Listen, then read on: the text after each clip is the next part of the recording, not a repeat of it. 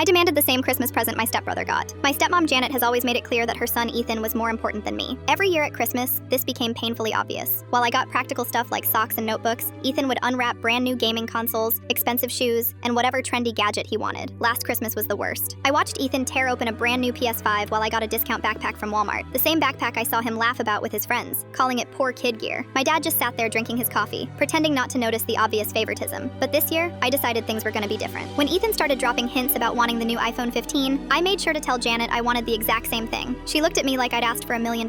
"That's a very expensive gift," she said, doing that fake concerned voice. "Maybe we should think of something more realistic for your budget." I knew what she meant. Ethan's budget versus my budget, but I wasn't backing down this time. Christmas morning came, and sure enough, Ethan got his iPhone 15 in that shiny white box. I got a flip phone, an actual flip phone from 2010 that probably came from a thrift store. Janet smiled sweetly and said it was more age appropriate for me. That's when I lost it. I stood up and said loud enough for everyone to hear, "Why does Ethan always get better presents than me? We're both your kids now." The room went dead silent. Janet's face turned red, and she started stuttering about how they spent the same amount on both of us, which was obviously a lie. My dad finally spoke up and asked to see the receipts. Janet tried to change the subject, but my dad kept pushing. Turns out she'd spent $1,200 on Ethan's gifts and $37 on mine. The flip phone still had a Goodwill sticker on the bottom. My dad went ballistic. He started yelling about how this was exactly why his first marriage ended, because of unequal treatment of kids. Janet tried to defend herself, saying Ethan had special needs because he was struggling in school. But here's the thing, Ethan wasn't struggling because of learning issues. He was failing because he spent all his time gaming instead of studying. Meanwhile, I had straight A's and nobody ever celebrated that. The fight got so bad that my dad told Janet she had until New Year's to figure out how to treat me fairly, or she could find somewhere else to live. She tried to play victim, crying about how hard it was to blend families. 3 days later, Janet came home with another iPhone 15, still in the box. She handed it to me without saying a word, but I could tell she was furious about it. Ethan threw a fit, asking why I got the same phone as him when I didn't deserve it. That's when my dad stepped in again. He told Ethan that from now on, Christmas presents would be equal dollar amounts, no exceptions. He also said Ethan's gaming privileges were suspended until his grades improved. The best part? When we went back to school after break, all of Ethan's friends saw me with the same phone as him. He'd always acted like he was better than me because of his expensive stuff. Now he couldn't use that anymore. Janet still gives me attitude sometimes, but she doesn't dare treat me differently in front of my dad anymore. And Ethan actually started doing his homework because he missed his games so much. His grades went up, and he stopped being such a jerk to me.